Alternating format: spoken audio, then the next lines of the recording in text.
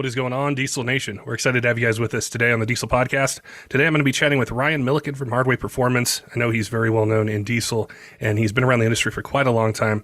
And we wanted to talk to him about his experience with the EPA when he had it and how it's changed his business within trying to operate within the framework of what can and can't be done with trucks. So he's going to talk to us about some major challenges that he had over the last few years, what he's trying to do to be able to bring products and different options to you guys, and then just get his opinion, on different things that are going on in diesel now, what the future looks like. So we appreciate him taking time out of his day to chat with us and answer these questions. We want to remind you guys, though, that our friends over at Kershaw Knives have a discount code just for Diesel Podcast listeners. If you use code DIESEL20 at kershaw.kiausa.com, you get 20% off site-wide. It's been really cool to see a lot of the gear that you guys have gotten. And whether it's for EDC or hunting, fishing, around the house, outdoors, they got something for any budget. So if you're in the market, definitely make sure and take advantage of that discount code. Also, if you're watching on YouTube and you're not subscribed, make sure you subscribe, turn on notifications, like and comment. Let us know, what you think about what Ryan and I are going to talk about today. If you want us to expand on something or talk about a specific portion, something, let us know in the comments. It helps for other people, other diesel enthusiasts, to find our videos on YouTube, helps us grow. We want to make sure we get this information out to as many people as we can. All right, let's get to today's episode with Ryan Milliken from Hardway Performance, asking him about his legal battle with the EPA and tuning and what he thinks the future is going to hold for diesel trucks. Ryan, welcome back to the Diesel Podcast. I'm excited to chat with you today, catch up on a lot of different things that are going on, not just at Hardway Performance, but in diesel and automotive. So welcome back to the podcast. As always, man, thanks for having me. There's so much going on. I don't really know where to start. So I was kind of thinking of a lot of questions that we get from our audience as it pertains to tuning and modifying trucks. And you have a personal story as far as, when you started Hardway Performance and even before that, and how things have changed so much, and, even your experience dealing with emissions and the EPA and different things like that. So I wanted to ask you, how did things start, and how have they progressed, or what did you go through to arrive at this point, where you're at right now? Man, I don't know if we can cover all that in a podcast session. To be honest with you, it's been a thought in the back of my mind to write a book about this crap, because this has been quite an adventure. So I will do my best to keep it short and sweet on that subject. So way back when, 2006, 2007, I was a young airman in the Air Force. I bought a 2007 Ram 2500 with the brand new 6.7 Cummins engine that had the new emission stuff on it and all that stuff way back when. And I was plagued with issues. I bought that actually from the Exchange new car sales program. So it was waiting for me in my driveway when I got home from Iraq, and I was super excited about it. Like, it was like my present to myself after going and doing, playing war hero crap. So I got home, and like the first day I drove it, check engine light came on for for those trucks were plagued back then. So now this is the first brand new truck I've ever bought, first brand new vehicle I've ever bought in my life, and the biggest purchase at that point that I've ever done. So as you can imagine, I was pretty frustrated when the check engine light came on, and would continue to come on regardless of how many times I took it to the dealer and they claimed to fix it and all that stuff. So this is a 2007 timeframe. You were probably around back when the EPA wasn't coming after end consumers. It wasn't coming after shops. Shops didn't even exist to do this stuff, because this is all brand new stuff, right? Yeah. So companies started popping up out of the woodwork with little ways to, around these emission systems to make them work right. Remember way back when we used to put the foolers in the exhaust sensors and have the edge on the dash to clear the check engine light codes and all that stuff. Like, I'm talking like before Smarties, before all that crap way back when. I mean, the Smartie existed, but it took like 2 years of the 6.7 being out until the Smartie worked on the 6.7. So anyways, the diesel industry that I came into as a hobbyist was an industry that, we bolted a simple turbo on through some head studs. You put a clutch in it and you were the bee's knees around town, right? And then that evolved into essentially, a career for me, I guess. I had to separate from the Air Force because I got so busy with doing diesel stuff, and I made more money doing diesel stuff. So I walked away after 10 years in the military, halfway to a federal retirement to go this way. And way back when, yes, it was against the Clean Air Act, but we always assumed way back then that, the emissions rules were for the manufacturers of the vehicles, and that what we wanted to do with it after the fact was fair game. And then when what was it, 2013, I believe, when the whole H&S EPA debacle came about, and that was a big light shining on us, where we realized that we can't do whatever we want, and that doesn't quite work that way. So there were a lot of tuners at the time. Actually, I take that back. When H&S quit, selling their tuners the way they did back in 12, 13, 14, whenever that was, it opened the doors and created an opportunity for a lot of tuners, I use that term loosely, to pop up and basically step in and offer products where H&S wasn't anymore. And so that was, I would say, from 13 to like 16 or 17 was the emissions removal heyday. Like, you could graduate from college or from high school. You didn't have to graduate high school. You could be a 16-year-old kid with a 100-piece Craftsman toolbox, and if you had a Smarty and an H&S tuner and a couple other EFI Live tools and that, you could open yourself a diesel shop. And these little shops popped up all over the place, and just ran amok. Charging a couple $100 to tune a truck. You have one in and out in the day. Do 5 trucks a week. It was pretty good income, right? And I've your screen froze up. Can you hear me? Okay. Yeah, We good? You just, yeah, I got you. You just like paused for a minute. I wanted to make sure I wasn't talking to myself. So, anyways, sorry, not to put myself down, but in the very early days, I was one of those guys.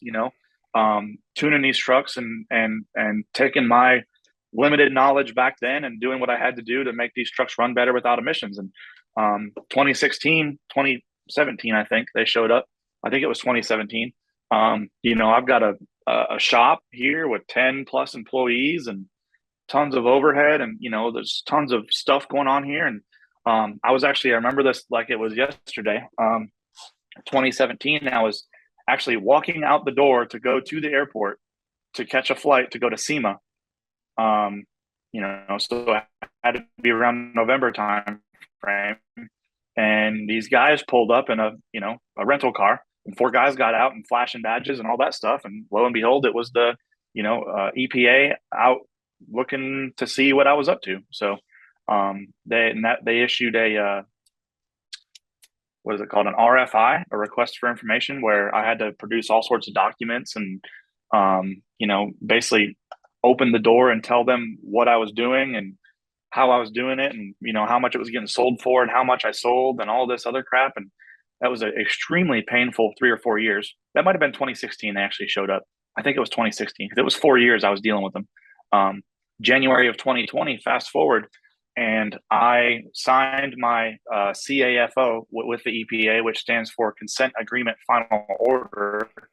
And that document that I signed, you can look it up. Anybody can look it up on Google, Hardway versus EPA, and read it. It's actually a link I send out to people 3 to 5 times a week that hit me up asking for delete tuning. A lot of people say, "Oh, how much was the fine?" Well, the fine was relatively low for me. I only think I paid $45,000 in total fines, but that's not what hurt. What hurt is my entire business was built around doing but it was heavily evolved around doing emissions defeat tuning and installs and product sales, turbos, second gen swap kits, selling transmissions, all this stuff to go along with it. But the root of it all came from emissions defeat tuning. And now all of a sudden I just signed an agreement with the federal government saying I won't do that anymore.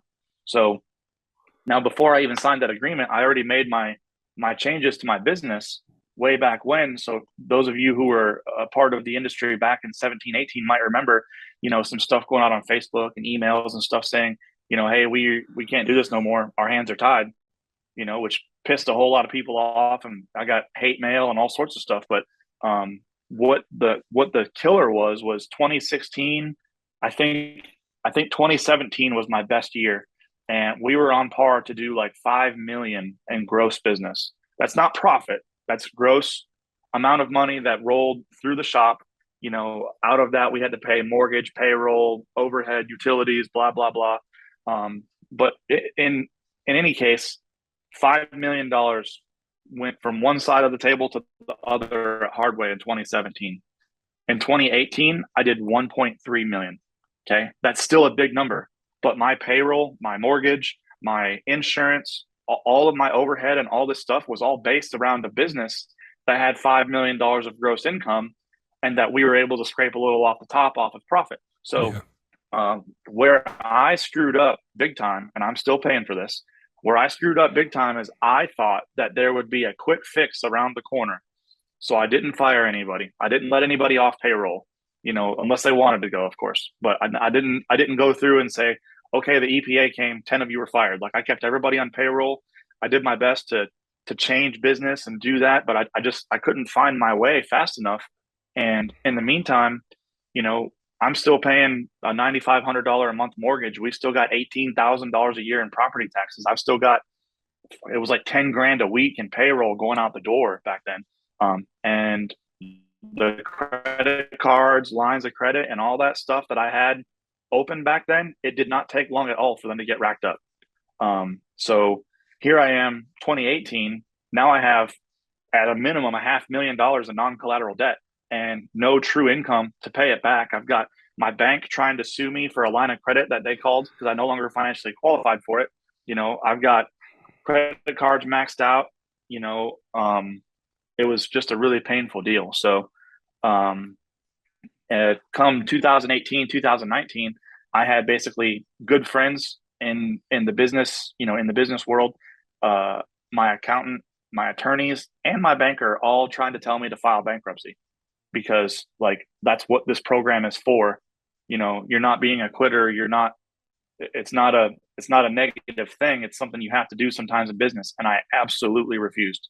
And sometimes I kick myself for being so damn stubborn, but I look back on it now and I'm really thankful that I didn't quit.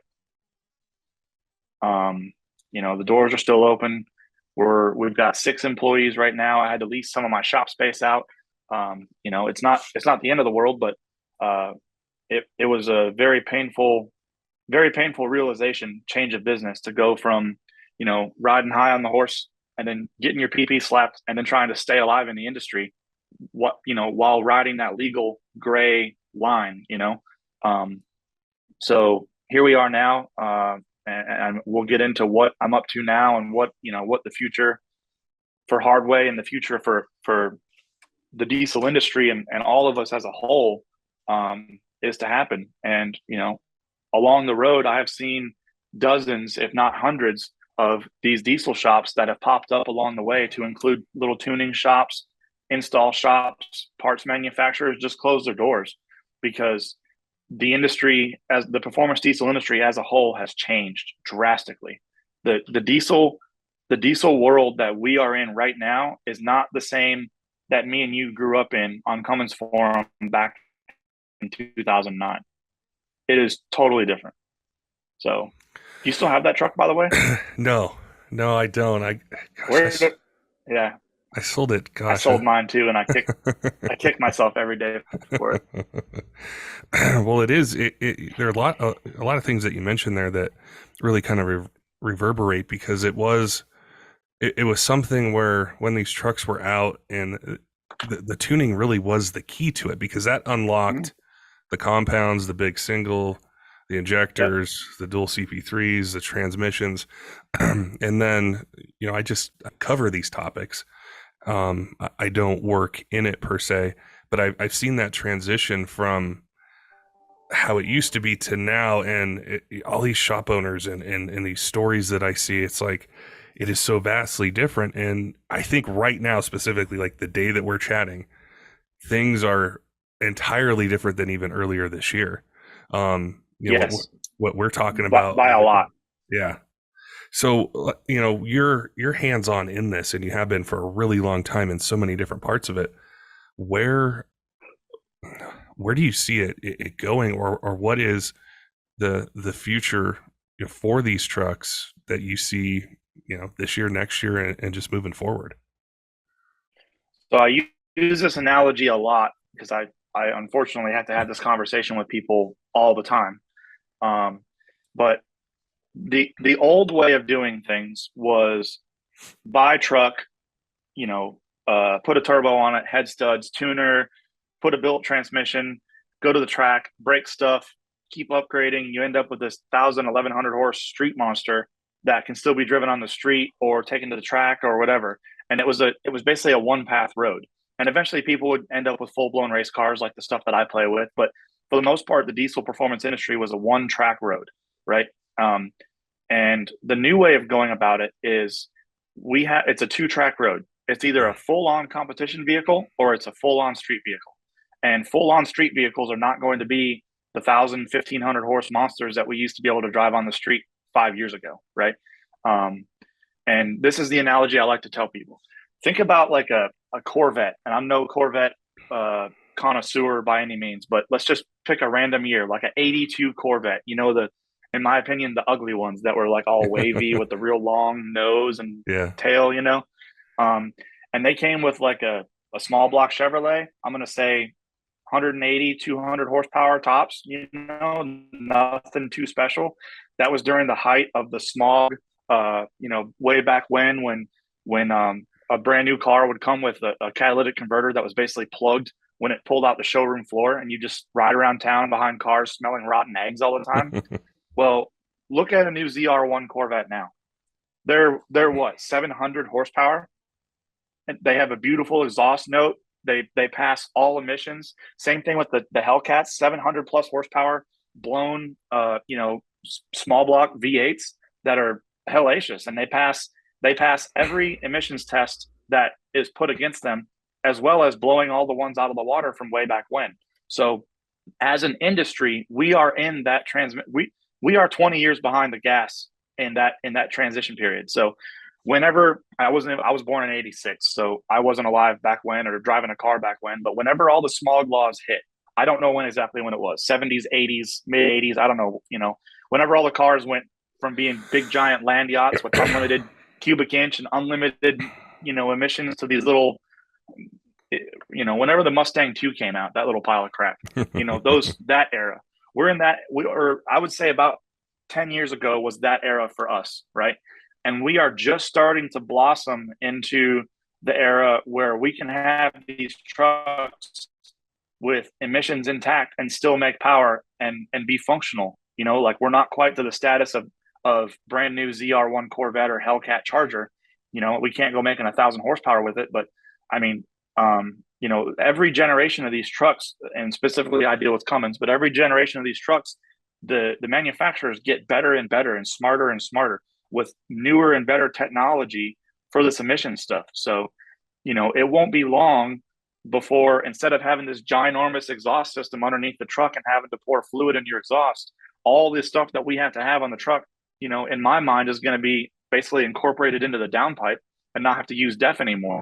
And this happens as our computers get better, our injection technology gets better, and we as a whole, manufacturers, customers, retailers, all that stuff get better and smarter and utilize this stuff. So that's where I think we're at, is either right at the transition period or the transition period just happened. And now the new era of street vehicles is you have to have the emission stuff intact. The stuff that it came with from the factory has to be intact. And if you're going to remove it or modify it in any way, and as a manufacturer or a tuner, if you're going to modify these new vehicles, you have to test them. You have to have it tested with the SEMA garage. You can do independent testing, whatever you want to do. That stuff has to go through CARB and get approved, or your ass will end up in jail.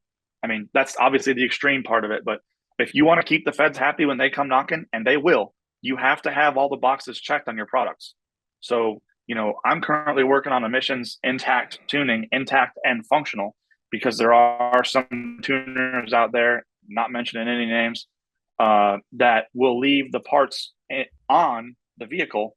But if you plug a scanner into it like the EPA would, it won't pass any of the readiness monitors.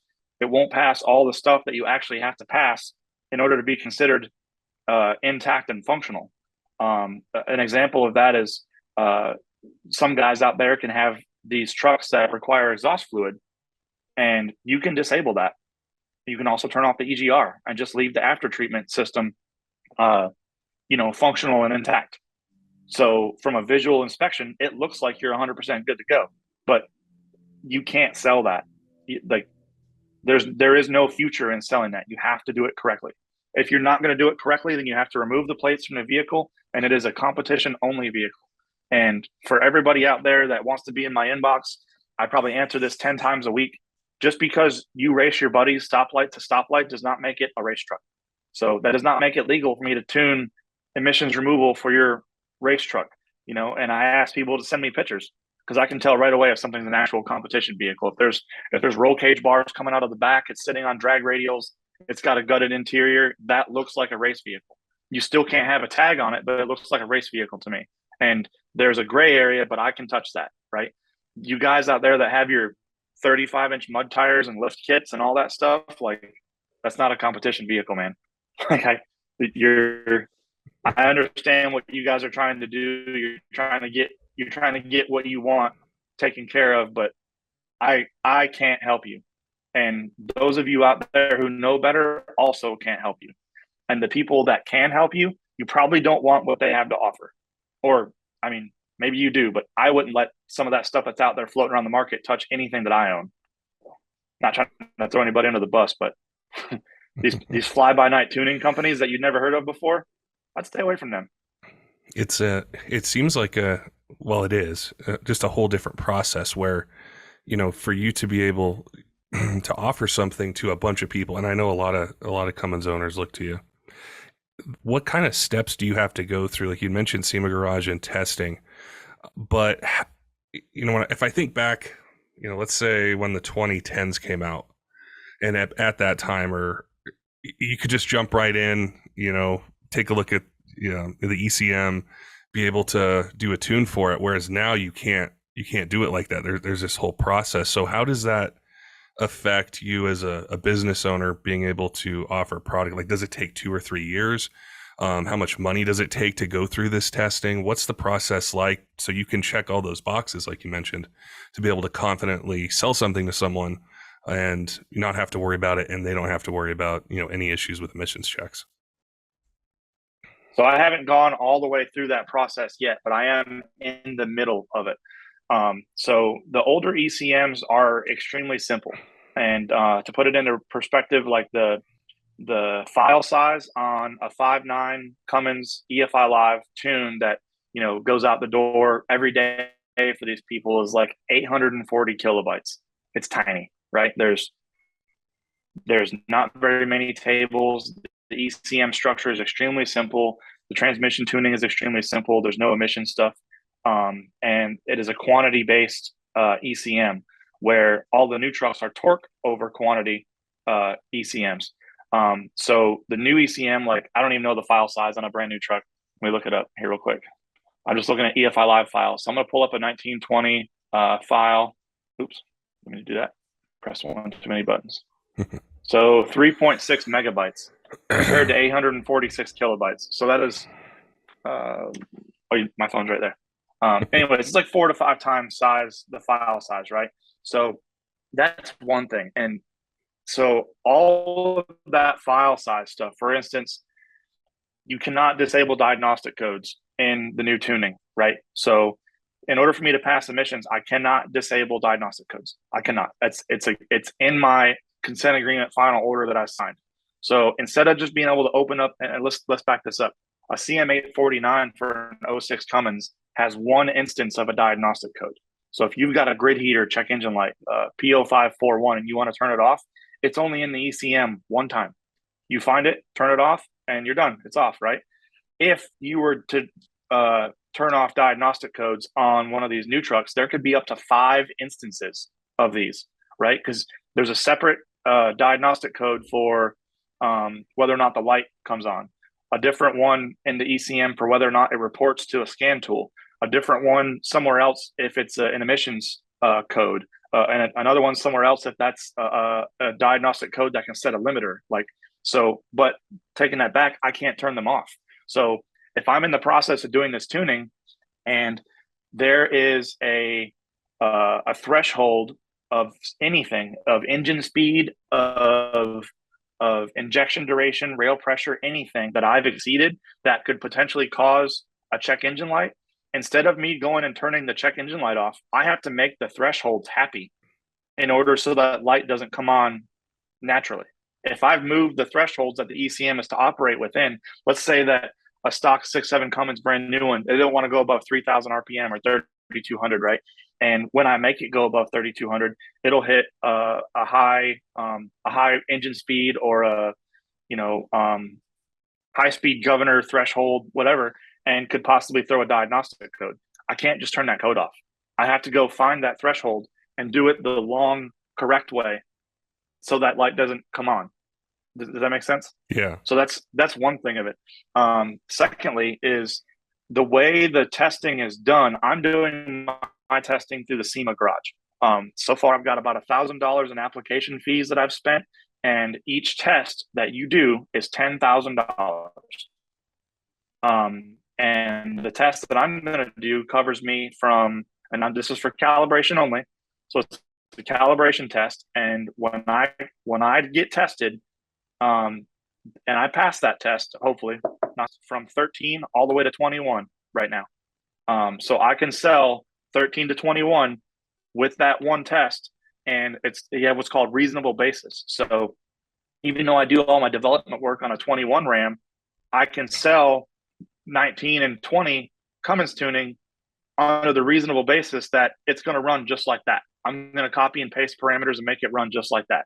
And the same thing with the 13 to 18s. Even though the 2350 is a different platform than the 2450, they're extremely similar in structure on the inside. And with reasonable basis, I can make a 13 to 18 truck run just like the 21 truck that I did all my testing on. And the testing process, once you get started, like once they get started, and I mean they have a vehicle, whether they've supplied it or you've supplied it, strapped down in their laboratory, the test takes about 3 weeks, all said and done. And if you plug into the truck, one of the first couple parts of the test is plugging into the truck and making sure all the readiness monitors are correct. If, like I mentioned before, if you were to go in and do that, half-ass delete, but all the parts are still there tuned, that where the readiness monitors won't set and it's not done correctly, then you've spent $10,000, hauled the truck across country to fail in the first 24 hours of the test. And you don't get a discount for failing. It's 10 grand. And you get to schedule it all over again and start all over again. So I haven't gotten that far yet, but I can tell you the lack of sleep is already starting to catch up with me on that subject, being paranoid over going through all of this and then me missing something so minuscule or minute that causes me to fail the test. And so I'm taking a look at these files and just, over and over and over, just hammering, I know all the parts of the test that I have to study for per se and have my product ready for. And here's the other thing too. Once you pass that, once SEMA Garage gives you the okay or the thumbs up that you have passed all testing requirements, right? You are legally in a gray area where you are 49 state legal because, and perhaps Corey can expand on this more, but because they have to accept independent testing, right? And independent testing from a place like SEMA Garage, they have to accept that as 49 state legal. And they have no specific rules as far as the EPA goes, as far as what testing you have to have or where it has to be done at or whatever. So once you do that testing and you have this paperwork on your product stating that this does not move emission standards beyond these points and it falls within all the gray areas, you are then legally, and it's in a gray area because it's not specifically defined, is why I say that, but you are legally allowed to sell your product 49 state legal. And the exact same testing, basically submitted with different paperwork to a different organization, CARB, is what you have to do in order to get it 50 state legal. So what I'm trying to do right now is get 49 state legal by the end of the year on my emissions intact calibrations, so I can flip the switch on the website, start selling, and start hopefully having some of the income like I used to have, way back when, before they came knocking and set me behind. What year is it? It's 2022. They showed up in 17. It's like 6 years. They put me 6 years behind, right? So I'm just trying to get back to where I was, but legally. Yeah. So when, if, and when, because I fully expect to see them and deal with them again, they come back knocking around. And I would love for them to walk into my shop, see everything, as it should be, all of my T's crossed, all my I's dotted. Here's my paperwork. What can I help you guys with? Okay, cool. See you next year, and that's where I'm trying to get to. Because I went from a business that I was openly advertising, openly encouraging, all that stuff, to basically, without this emissions testing stuff done, even still doing the 5.9 and competitions tuning stuff that I still do these days, I feel like I'm living under a rock, and I can't, it's like a drug dealer, as a drug dealer, you can't throw an ad up on the local radio station or put a billboard up like, hey, buy your drugs here, because it doesn't work like that. You can't do that. So I am extremely excited to once again have a product that I can market and share and put out there and feel like I'm a business again instead of a drug dealer. Because that's honestly, that is exactly what the federal government has made me feel like I'm Pablo Escobar. Well, Corey's probably Pablo Escobar, but I'm a little lesser known drug dealer. Only sells one kind of drug. but so long story short, we have to play by the rules, man. We can sit here and bitch about the rules all day long, bitch about who's in office and all that. But in the grand scheme of things, as an end consumer, you can do that. You can do whatever you want to your truck. Me as a manufacturer, retailer, reseller, whatever you want to call it, I cannot. If you read that consent agreement final order that I signed with the EPA, that was a civil suit. Okay. The next one's not going to be civil. And I don't know how much Corey went into stuff, on his podcast, but, felony charges from doing this stuff is a real thing. So there is no bullshit to be had whatsoever.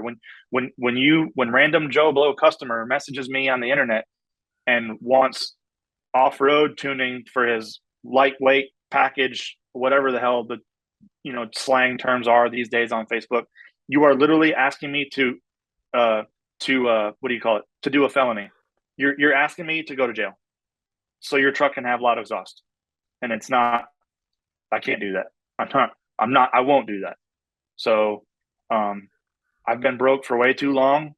After all this crap, there was points in time in 2018 and 19 where there wasn't a credit card in my wallet that would turn a gas pump on. Yes, I did $10,000 in business yesterday, but that means absolutely nothing when you're $800,000 behind. So, digging myself out of that hole, I have paid back every single debt that I've ever accrued in business. Mortgage, lines of credit, credit cards, open accounts with vendors. I've paid every single one back. I have not let one single account go, sideways. And I'm still, like I said, I'm still paying for it. I've sold race cars. I've sold rental houses. I've sold all the crap I had so I could stay in this business. And I am this emissions intact tuning that I'm trying to get tested and put through right now, so we all have something to play with these brand new trucks, is my last run. I'm what little pennies I do have left and that the bank will give me, I'm wrapping every single bit of it into doing this. And if it doesn't work, then I guess I'll go get a job. This is my last hurrah. It works or it doesn't. So, Do you think that the all right. rest of the industry, say outside of tuning, is also going that same direction, like with turbos and injectors and fuel systems and other sorts of things, to where it provides even more tuning opportunity, say, in the future? Like, I can't think of any specific off the top of my head, but like a carb approved turbo, or, injectors or something like that. Do you feel like the rest of the industry is also doing the same thing that you're doing as well? Yes, and they have to. And what we have to do, and I can name a few specifically. The Fleece Cheetah turbocharger is at least 49 state legal already, if not 50 state legal. I don't know exactly where they're at. S&S Diesel Motorsports has a line of injectors that is 49 state legal, maybe 50 state. I'm not sure where they're at either on that. And there's, remember I don't know if you remember, I offered a turbo kit, an added turbo kit for the 10 through 18, 6, 7, 4th gen trucks. And I fully intend on doing that turbo kit, updating it to the newer model year trucks, 19 and newer. And once I'm done getting my tuning approved, I'm going to go back and have that turbo kit approved, because carb approved products, like say I want to offer a power pack, right? And me as Hardway, and you want me to offer a power pack for your 2020 Ram, I'm going to offer my carb approved tuning with a carb approved turbo and a carb approved set of injectors to get you the 600 or 650 rear wheel horsepower at the tire that I'm offering and promising you with this power pack. So those manufacturers out there that aren't going through and getting their products tested, either that you have to go back to what we talked about earlier. You either at the fork in the road, you are competition only and saying, I'm not dealing with getting carb approved and all that stuff because my stuff is for competition only. Or if you are going on the street performance route, which is where the majority of our customer base is, you have to do the testing. You have to do stuff correctly. And if you don't, you will get left behind. And what I say by that is all of my calibrations that I'm going to do are going to be based around, because obviously we all have stock trucks, right? And that's easy. But and let's say there's a stage 1 is a stock truck, and I'm just making shit up right now. I don't know exactly how it's going to be implemented. And let's say stage 2 is a turbo, right? Well, if you buy a turbo from Billy Bob's Turbo Shack up the street that is modified or whatever and bolts on and needs some sort of special something for it to work right, if it's not carb approved, then I'm not going to waste my time in going through and updating all of my publicly available calibrations to work with that turbo. So I believe Stainless Diesel is working on getting their turbos set up. So in the meantime, I'll have Fleece Cheetahs and Stainless Turbo, modified BGTs set up with all of my stuff for power packs. S&S, and let's say stage 3 is when you add injectors, right? So S&S, I know for sure has some 49 state legal stuff. Lenny over at DDP is also working on some 49 state legal stuff. So if you want a Hardway calibration for your brand new truck and you want to make some more power, you are going to have to use one of those manufacturers that is carb approved that I already work with, or the calibration may not be correct for those parts. If you bring me Billy Bob's Injector Shack injectors and drop them in your truck and say, hey, Ryan, retune this, I'm going to say, who are these guys? Where's their carb stuff? I can't touch my calibration to work with that because they haven't gone through the proper setup. And that essentially hangs me out as a liability for me doing stuff that I don't need to be doing, working with parts that aren't carb approved. So there goes back to that reasonable basis stuff. If I'm going to offer a power pack, the power pack all by itself doesn't have to be tested, right? But if Hardway Performance is going to sell a power pack for your 2020 Ram, and it's going to come with a turbo, a set of calibrations, and an injector, 49 state legal, and my stuff is at least 49 state legal, then there's reasonable basis for me to believe and produce documents if the man ever comes asking me that those products together on this truck, I have reasonable basis to believe that it does not affect emissions, because independently they've all passed their own tests. And So if you have a product that you want to be sold, or you want the consumers as a mass market to buy, you have to get on the program or you're going to get left behind. So it won't be immediate. There's tons of turbo builders, there's tons of injector people out there right now. But mark my words, in 5 years, those who did not go down the road of getting their products tested will either be out of business or facing some heavy fines or in jail or something, because this is no joking matter whatsoever. The federal government has cracked down on us as hard as you can possibly imagine. And if you are in this industry and you are doing stuff not by the book, without a doubt, they know your name and they know what you're doing. So just keep that in mind. It makes a lot of that's go ahead. Sorry. It makes a lot of sense what you were mentioning, because one of the questions that we got from our audience was, hey, how can I get updated tunes for my truck? Or I just bought this truck and it has this on it. How do I do it? And I can see the future that you just mentioned there, where, somebody comes to you and says, hey, I got this 2020, 2019. Can you tune my truck? And it's got something on there that doesn't have this testing. Like, you can't touch it. And so I can see how the industry is moving in such a way that you have to get on board to be able to do this. And when I think of tuning as something that brings all the hard parts together. There's air, fuel, timing, all these things that you're doing. I think it has kind of the widest base, in the aftermarket. So I think that's going to be incredibly important, moving forward, is what can you tune? Did this turbo, did these injectors, a CP3, whatever it might be, has it been tested? Yes, I can do it. Or no, I can't, because I just can't do it. So that's an excellent subject, and I have a couple different points to talk about on that. So I used to offer delete tuning. I don't anymore. I haven't for a very long time. And there is a problem that, and I will go ahead and put it out there now, that by January 1 next year, this upcoming year, I will be offering zero support for any of the calibrations that I've sold way back when. And what I mean by that is, if 2016 you bought a tune from me and it's been working great, which I hope it has been, because I try really hard on all the stuff I put out, and then you still have that truck, fast forward to January 1, 2023, and you buy a specific transmission that has very specific line pressure requirements, and you need your tune updated, I cannot help you. So we have been in the gray area supporting customers, not specifically customers, but vehicles that we tuned in the past. If they put an aftermarket turbo kit on because their VGT died, which is pretty common right now in the 10 through 12 and the 13, 14 kind of model year trucks, because they're about that age, and you need me to update the second gen swap.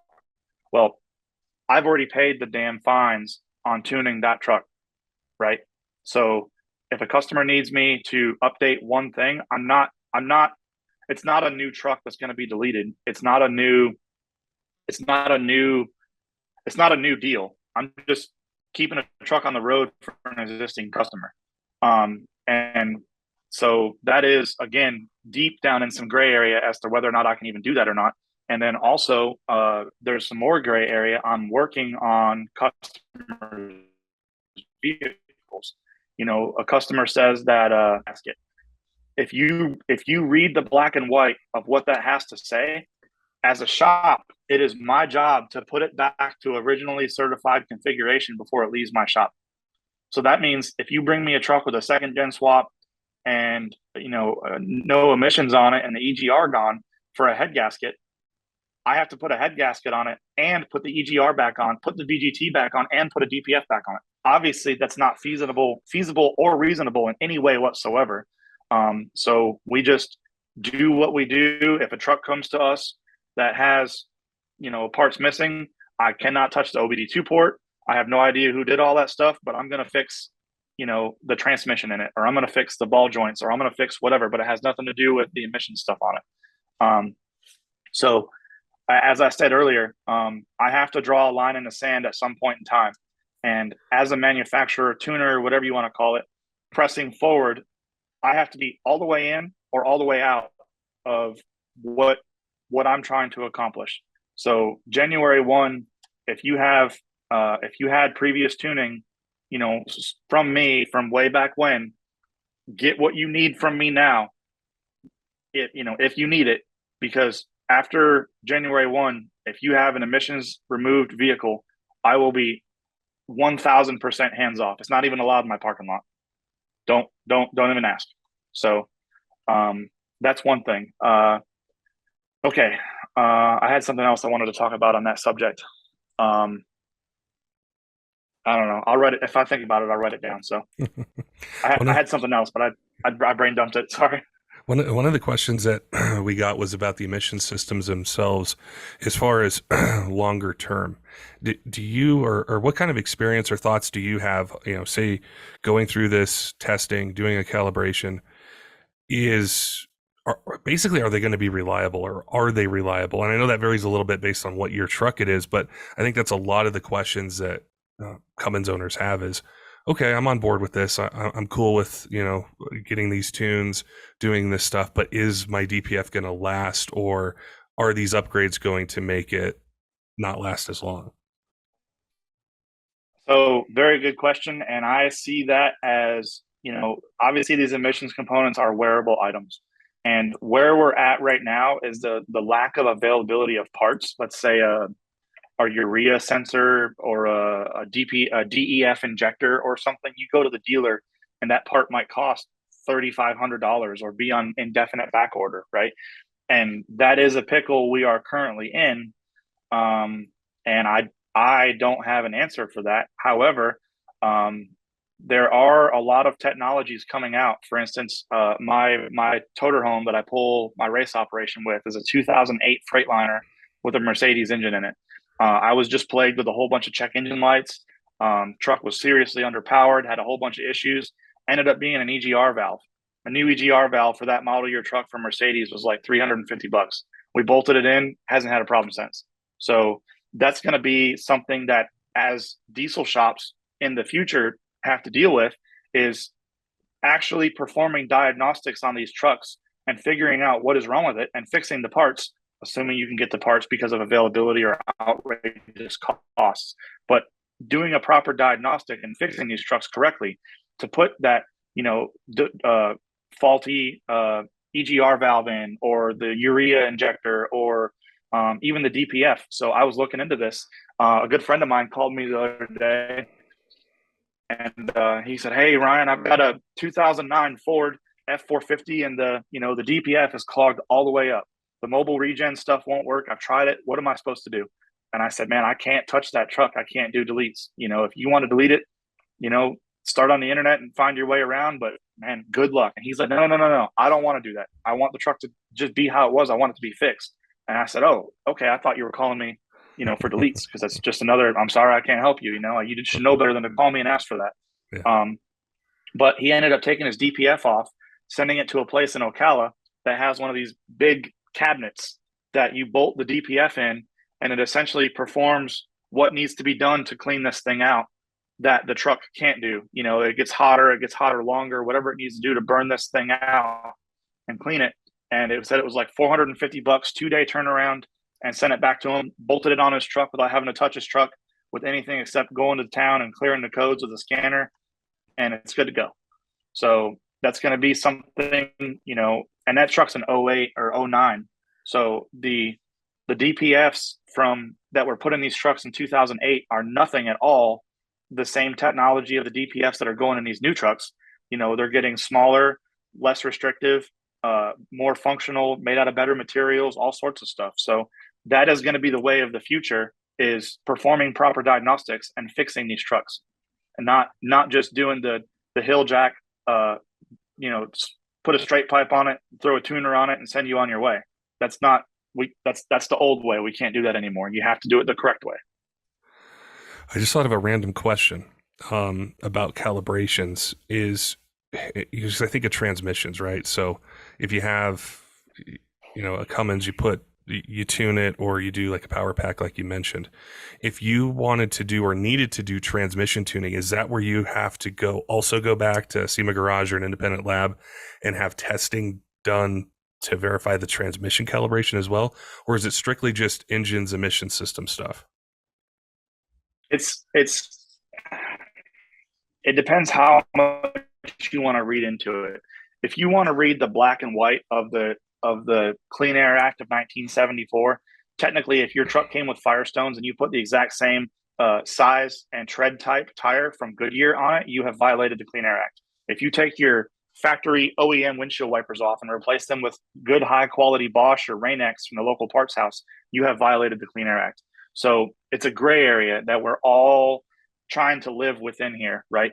So the emissions that they're testing is obviously it's got to do with tailpipe emissions. So NOx emissions, which is what the diesel exhaust fluid in the EGR is to combat, and of course particulate matter, which is what the DPF, is there for. So and it goes back to that reasonable basis thing. So now I'm glad you mentioned transmissions, because all these manufacturers, specifically the 68 RFE we all deal with, every manufacturer has their own little blend of tuning that they want in their transmissions. Some guys don't want lock up until fourth like this. Some guys want line pressure gain here. Some guys want base line pressure like this. And if those guys are to legally sell that transmission and mandate that these settings be done, then it has to be sold with a CARB compliant tuner. So that's what I'm trying to accomplish. Is even if I'm going to send you an AutoCal or a HP tuners, I don't have an example of one handy, but little HP tuners deal, with every transmission that transmission company XYZ sends out the door, even if they have stock engine tuning on them, that tuner technically can't be sold without a CARB EO stamp, right? So same thing with the turbos. If a turbo manufacturer says, hey, in order to make this turbo work right for this truck, you got to do this with the vane position. Well, who's going to sell those? Like as a turbo manufacturer, if you're going to sell a little programmer out the door, like, do you want to really expose yourself and put that much liability in yourself for selling a product that's not tested? Right now, it's reasonable basis that changing the turbo out all by itself does not increase or decrease emissions. But as an engine part, I would strongly suggest turbo manufacturers out there have those parts tested. You can pretty reasonably argue that it's going to pass the testing and you're going to get your EO no problem, right? And same thing with the transmission. I don't think there's a transmission correct me if I'm wrong, I don't know. I don't think there's a transmission manufacturer out there doing emissions testing, because how the hell does a transmission built to the spec so it'll function in place of the original one change tailpipe emissions? So that could very much be argued. But at the same time, it's a matter of how much paperwork do you want to have on your side backing up your argument when the man comes knocking. That's the end result. And then before I get off this rant, I wanted to go back. I remember what I wanted to talk about earlier. So this is in regards to people that currently have tuning, and not even by me. Like I said, I'm gonna drop all support of old style tuning here very shortly, but I'm seeing a lot of people that are finding themselves in a pickle for tuning stuff on these trucks, 07.5 to current, right? Prime example, you buy a tuner off of eBay from Billy Bob's Tuner Depot, whatever the name is this week, that comes with your delete plates and your exhaust and all that crap, and you bolt all this junk onto your truck, right? And then you have to buy a transmission, and the transmission manufacturer demands that you have the line pressure set like this or you won't have a warranty, right? And now you can't get a hold of Billy Bob's Tuner Depot people because they changed their names, went out of business, fly by night business, and then those people end up in inboxes of guys like me begging for help on their, already emissions removed truck. And I can't help you. You are asking me to do a felony. You're asking me to go to jail. So those of you out there buying used trucks and or, that have used trucks that are emissions removed in the very near future, before it's not available from anybody at all, I strongly suggest you get all your ducks in a row of anything that you might need in the future. If you plan on doing a transmission and you can still get somebody to update the transmission tuning for you while keeping the emissions removed, like, now is the time to do that. Either that or just unload that truck, get rid of it, go do something else with it. Another thing too is, I don't know how it is in other states, but we have a pretty steady business here locally returning deleted trucks back to stock for our local dealership friends, because they're taking in trucks that have emissions removed and they can't wholesale them or resale them legally with the emissions removed. And so now they leave it up to us. I just get a random truck dropped in my parking lot with a text message from my contact up there saying, "Hey man, dropped off another one. Let me know when it can be done. What's it going to cost?" And I have no way to answer that, because I can't buy a DPF. Well, you can, but it's ridiculously expensive. A DPF for an '08 Dodge. If somebody trades in an '08 Dodge, the cost for me to put it back, to find these parts used, hope the parts used work when they get here, right? Because some of these parts that I'm buying used, there was a reason they got taken off, because there was an issue with something. And now I've got junk parts trying to put back on. So it might cost me $2,500 to put one back to stock. It might be $7,500. So those of you that have emissions removed trucks and you're thinking about trading them in, just know that most dealers, if they know better, will burn you on trade-in value. If you've got a $20,000 truck with the emissions removed and you go to trade it in, they're going to give you 10 for it, because they have to put it back to stock, or it's not worth, they got to send it somewhere else and can't get their profit off of it. So that puts a lot of people in a pickle that I'm seeing over and over and over again right now. And all these people that have it, here's my advice. If you guys have listened to this podcast this far and you're still listening, if you don't listen to anything else I have to say, if you have a truck that has emissions installed right now, leave the shit on, make it work right, or you will be in the pickle that all these people in that I see, day in and day out. And then another prime example, a local customer bought a bunch of crap online, wanted me to install it. I just talked to him yesterday. I said, "No, man, number one, I wouldn't let any of that crap that you bought from, I don't know where you got it from, touch my vehicle, first of all. Second of all, I can't install it here legally at all. And once you put all that stuff on yourself, I am not willing to allow it to drive into my facility with all this stuff you bolted on for me to check out and make sure it's all done right. Like, that vehicle is basically, I can't touch it anymore. I can't help you with it." So a lot of people are in this pickle and it's self-inflicted, and it's not my fault. It's not their fault. It's a sign of the times, and I don't have a good answer for those of you that already have emissions removed. On the brand new trucks, I'm speaking for the 19 and newer specifically, because that's what I drive. There is no reason at all to remove that stuff. The truck, I made 526 horsepower yesterday on the dyno on my 21. Just dick if I was able to get to 540, 550 with and that's through 35-inch all-terrain tires. If I put the stock ones back on, I'd get even more. So besides having a loud gorilla mating call sounding exhaust, there is no reason at all. And that's what it sounds like to me. I hate the sound of a third gen. It sounds like Bigfoot's mating call. Anyways, besides having a loud exhaust, there is no reason at all to remove this stuff. Any power that you want, any economy that you want, anything that you want these trucks to do, they already do it as is. There's no reason to take your $90,000 truck and put $2,000 worth of bullshit off of eBay or Amazon on it, and in my opinion, ruin the truck. So like I said, if you're listening to this far and you've got a new truck, you better leave it alone, because if you're not in a pickle yet, you will be. Yeah, I think that's how, excuse me, how a lot of this is changing. Doing a podcast like this with you and being able to chat and understand more of how things are going, how things are going to go, in the future, really provides a lot of value to our listeners, because they're in the same position. They have a newer truck.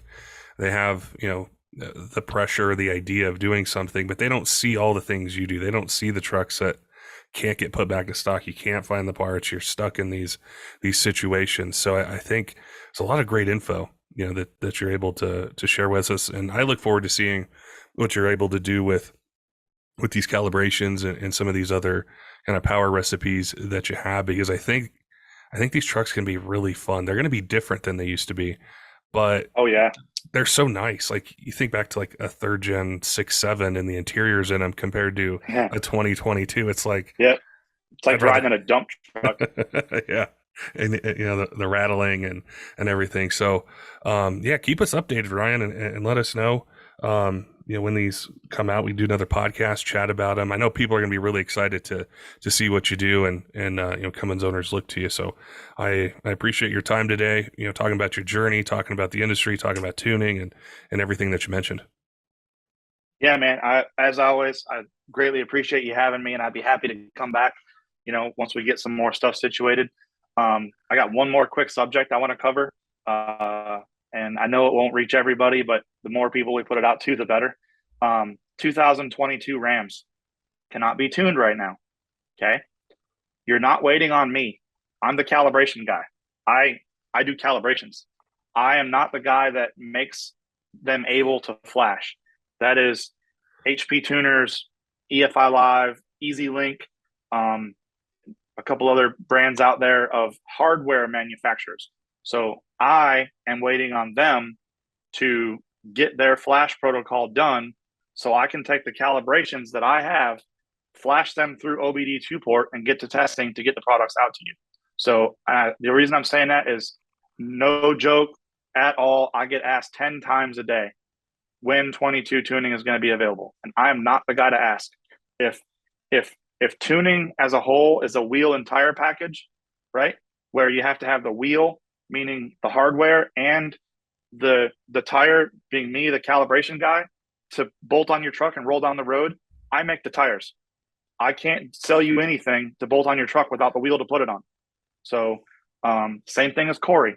Corey is a calibrator. I know he's worked on some hardware stuff and other applications, but he still uses HP Tuners, EFI Live, and EasyLink just like the rest of us. So beating me up every day and asking me every day, and Corey every day, and any of the other tuners out there, pick your flavor, when 22 Ram tuning is going to be available, is getting you nowhere, and it's just irritating. So I love you guys, but please stop.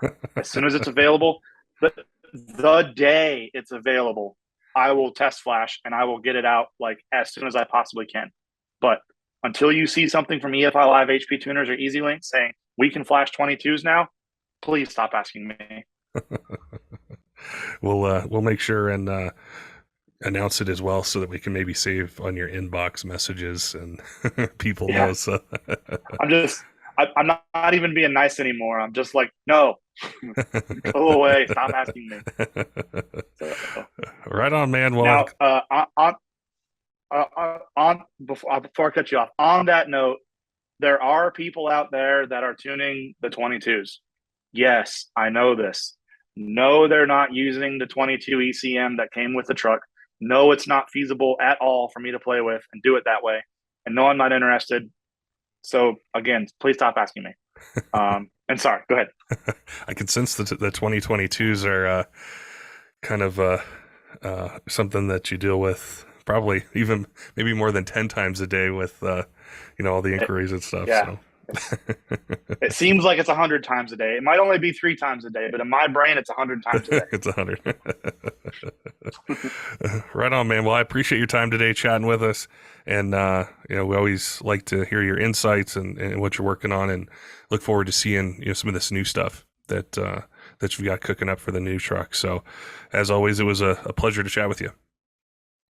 Yep, absolutely, man. Thanks for having me. And, we'll keep in touch, and when it's time to do another one, we'll make it happen. Don't forget, Diesel fans, make sure and head on over to kershaw.kiausa.com. Use code diesel20 for 20% off site-wide. We appreciate our friends over there offering this exclusive discount code for you guys, for our listeners. It's a great way to save some money on some gear that you might want for EDC or hunting, fishing, around the house. At the job site, they got something for any budget. That's what's really cool about their product line is, if you're a knife enthusiast and you're really into it, they have tons of different choices for full opening mechanisms, handle material, blade material, or if you just need something that you need to work with every day and aren't quite sure if you want to spend a bunch of money getting into the knife world, they have choices there as well. So definitely take advantage of it. Want to give a shout out to a couple of our Patreon supporters, Tyler Loewen of 23 Diesel and also Kaleb. We appreciate their support. All of our Patreons, all of you who are listening right now, whether you're on YouTube, a podcast app, if you follow us on Facebook, Instagram, we appreciate your support since 2016 and being able to grow into the largest diesel podcast that's out there. And it's because of you guys. It's because of your enthusiasm, your passion for your vehicles, and we want to make sure that we always are paying attention to what you guys want. So if you don't follow us, make sure you follow us, drop us a message, let us know what you want to hear, let us know a guest that you might want on, and we'll do our very best to be able to bring that to you. Until next time, keep the shiny side up.